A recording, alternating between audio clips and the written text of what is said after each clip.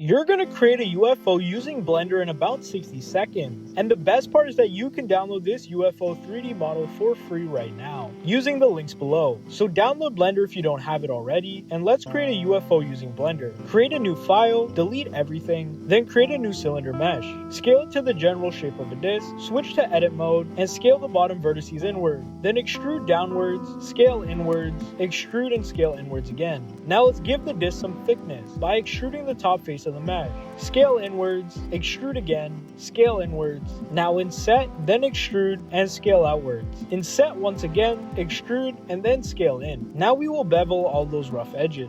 We can add some spheres of light underneath by creating a sphere, then adding a Bezier circle. Then add an array and curve modifier to the sphere, and put the values you want. And now we will shade everything smooth, and then we will create the materials. The main body color will be something dark and metallic, with the windows of the craft being dark blue. Then make the spheres of light a nice green. And you've created a UFO using Blender. Remember that you can download this UFO 3D model for free right now, using the links below. Like and subscribe if this video helped you. Thanks for watching, and see ya.